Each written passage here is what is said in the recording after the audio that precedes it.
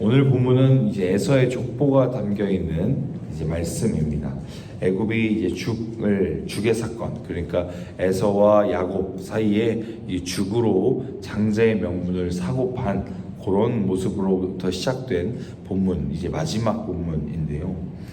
이제 에서의 족보가 이제 길게 써져 있는 이 본문이 사실 창세기에서 굉장히 큰 의미를 가지고 있습니다. 우리는 이제 에서라고 하는 인물을 이제 죽사건 이후에 그렇게까지 크게 생각하지 않고 야곱에 대해서 포커스를 갖고 있지만, 특별히 창세기 가운데서 톨레도트라고 하는 족보가 10개 등장하거든요.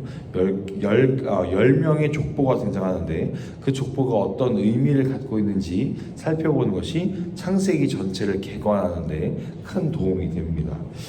사실 이 족보라고 하는 것은요, 그냥 뭐 우리가 생각하는 정말 우리의 무슨 어디 종파의 족보다 뭐 그렇게 설명하는 것이 아니라, 하나님 나라의 관점으로 창세기 족보는 하나님께서 이 인물을 통하여 어떻게 역사를 이어가시는지를 보게 되는 굉장히 중요한 그 기록을 의미를 갖고 있습니다.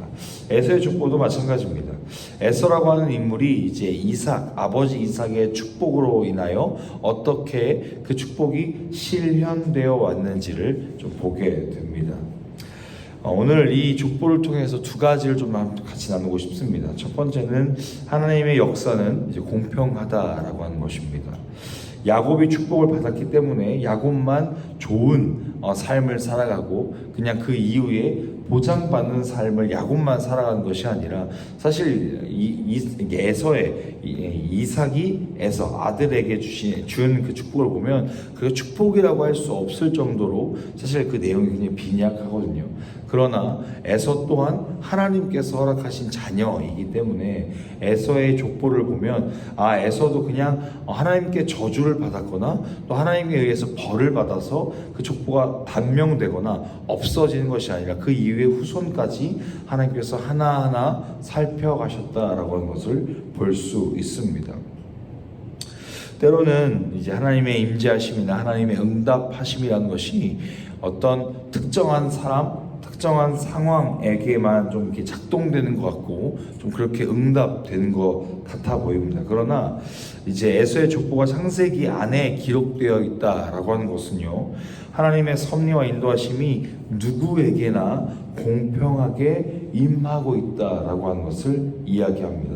하나님께 더 잘하는 사람은 흥왕하고, 하나님께 잘 못하는 사람은 바로 즉시 패망하는 그런, 어찌 보면 아주 단명적인 어떤 단적인 예로서 있는 것이 아니라, 그의 인생을 하나님께서 축복으로 태어나게 하셨고 그의 인생을 축복으로 인도해 가신다라고 하는 것을요, 성경이 이야기합니다. 그런 점에서 생각해 보면 그 누구에게나 24시간이라는 시간은 굉장히 공평하게 주어져 있습니다. 그리고 이 세상 누구에게나 밤과 낮이라고 하는 것은 공평하게 주어져 있죠. 때로는 내 입장에서, 우리 각자의 입장에서 억울함을 느끼기도 하고 또 불공평함을 느끼기도 합니다. 그러나 우리가 더 큰 시선으로요, 이미 하나님께서는, 공평하신 하나님께서는 우리에게 그 누구에게나 공평하게 임하고 계신다라는 것을 우리는 이 말씀을 통하여 한 번 더 생각해 봐야 한다는 것입니다. 사실 구약에서 가장 중요한 정의와 공의라고 하는 그 큰 개념이요, 그것을 하나님의 선하심이라고 하는 개념으로 한 번 더 설명할 수 있거든요.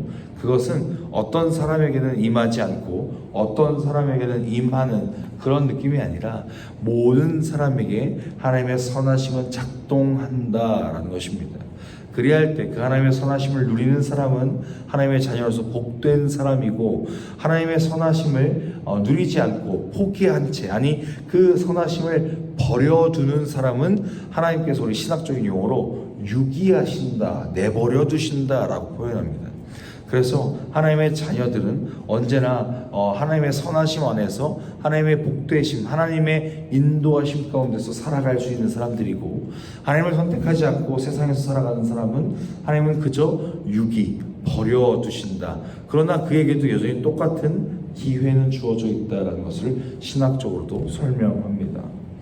그랬을 때 오늘 우리가 바라봐야 할 건 왜 나에게 이런 불공평함이 있는가? 나에게 왜 이런 어찌 보면 나에게 저 사람에게는 저렇게 선하심이 있는데 인도하심이 있는 것 같은데 왜 나에게는 그런 인도하심이 없는가라고 하는 나의 기준으로서 바라볼 것이 아니라 하나님의 기준으로요. 하나님의 선하심으로 우리의 시선을 맞추어서 하나님께서 공평하게 모두에게 나에게도 임하고 계시다라고 하는 것을 다시 한번 믿음의 눈을 들어 바라봐야 한다는 것입니다. 오늘 본문을 통해서 보게 되는 두 번째 메시지는 사실 하나님의 뜻과 에서의 뜻이 굉장히 달랐다라는 것을 좀 보게 됩니다. 야곱의 인생을 살펴보면요, 야곱은 에서와 이제 그 죽사건 이후에 에서에게서 도망치죠. 그리고 라반의 집에서 거하기도 하고, 그 이후에 요셉을 기억해 보시면 창세기 50장까지 쭉 넘어갈 때 요셉에게 그 애굽의 총리였던 요셉 그 아들에게 찾아갔을 때 야곱이 70명이었다라고 이야기하거든요. 그러니까 70여 명의 그 가족 단위로서 아직 야곱은 가족 단위의 공동체를 이룹니다. 그런데 오늘 본문은 제가 43절까지 쭉 이어진 본문이라고 말씀드렸죠. 그 본문 가운데 쭉 읽어가다 보면 19절부터 족장이 등장합니다. 그러니까 에서의 가문에는 족장이라고 하는 리더십이 이제 생기기 시작하고요. 31절부터 39절까지의 내용을 보면 이제 왕의 개념이 등장합니다. 사실 이스라엘 공동체의 왕의 개념은 사사기 이후에, 사무엘 이후에 등장하는 개념이죠. 그러니까 에서의 가문, 에서의 족보에서 보면 먼저 족장과 그리고 왕에 대해서 기록을 해준다는 건 에서가 그만큼 빠르게 조직화되었다라고 하는 것을 이야기해요. 세상적인 기준으로 보면요, 야곱의 가문은 한 70여 명의 사람들, 그냥 가족 공동체로 살았거든요. 그러다가 요셉 이후에 모세가 등장하기까지에 있어서 수백 년이 지나면서 노예가 되기도 하고, 모세가 리더십이었긴 했지만 왕은 아니었어요. 그러니까 모세가 수많은 사람들을 끌고 출애굽하던 그때에도 여전히 가족 공동체, 조금 더 정확하게는 신앙 공동체로서 이스라엘 공동체가 이어져 왔어요. 그런데 에서의 가문을 보면 족장과 왕이 등장하면서 세상적으로 보면 탄탄한 가족들이 된 거죠. 그러니까 조직화되고 성공한 가족들이 되어 보였어요. 세상적인 기준을 보면 사실 야곱보다는 에서가 조금 더 성공한 사람으로 보일 겁니다.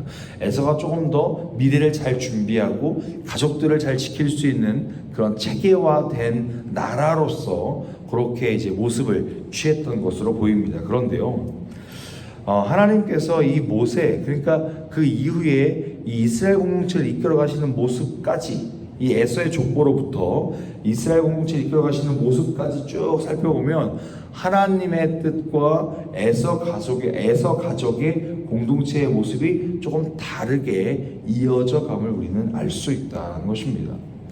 출애굽 이후에 그냥 출애굽을 했으니까 애굽과 견줄 수 있는 군대도 세우고 뭔가 왕도 세우고 나라의 모습을 막 갖춰가면 그냥 이야기가 비슷하게 흘러갔을 텐데 그러지 않으셨죠. 40년 동안 광야에서 무엇을 하게 하셨습니까?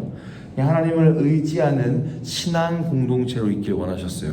그리고 성막을 짓고요, 불기둥과 구름기둥을 따라서 40년 동안 살게 하셨어요. 그 기간 동안 훈련케 하신 건 이들이 그냥 나라로서 부국강병한 어떤 그냥 조직화되고 체계화된 나라로서의 모습을 갖길 원하신 것이 아니라 이들의 심중에 신앙이 가장 첫 번째가 되길 원하는 마음으로 훈련하신 시간이라 이것이죠.